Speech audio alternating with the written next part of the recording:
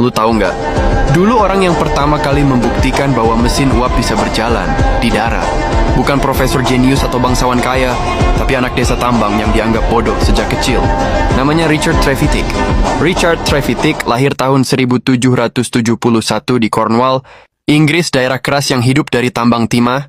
Ayahnya adalah pengawas tambang, dan sejak kecil Trevithick sudah dikelilingi mesin uap, pompa air, dan suara besi panas.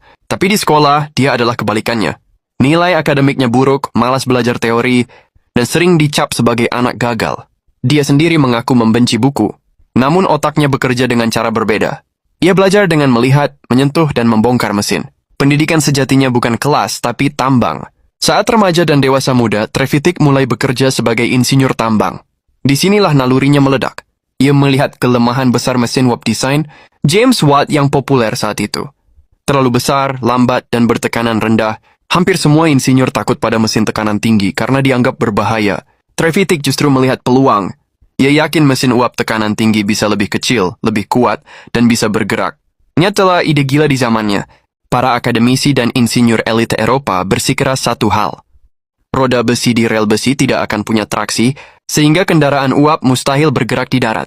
Trevithick, tanpa gelar dan reputasi, menolak mentah-mentah teori itu. Ia percaya pada eksperimen, bukan opini.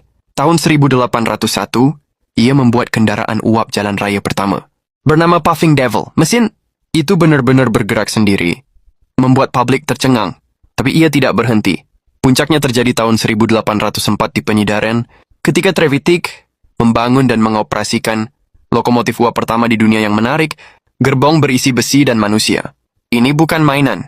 Ini bukti bahwa kereta uap adalah masa depan. Dunia baru saja berubah arah. Ironinya, kesuksesan itu tidak menguntungkan Trevithick.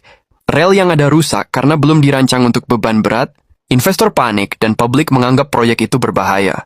Trevithick bukan pebisnis. Yang sudah menjual patennya tidak membangun industri, dan terus melompat ke ide berikutnya. Ia lebih tertarik mencipta daripada mengelola. Ia pindah ke London dan membuat mesin uap raksasa sebagai atraksi hiburan.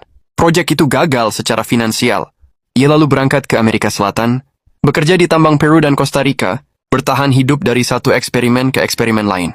Saat orang lain mulai menyempurnakan dan mengkomersialkan, lokomotif berdiri di atas ide-ide. Dasarnya, Trevithick perlahan dilupakan. Lalu dia kembali ke Inggris sebagai pria tua, tanpa uang, tanpa pengakuan. Revolusi industri melaju kencang, tapi penemu lokomotif pertama justru tertinggal. Tahun 1833, Richard Trevithick meninggal di Woolwich dalam ketidakmampuan total. Ia tidak punya uang sepeser pun. Pemakamannya harus dibayar dari sumbangan kecil rekan-rekan. Kerjanya yang sama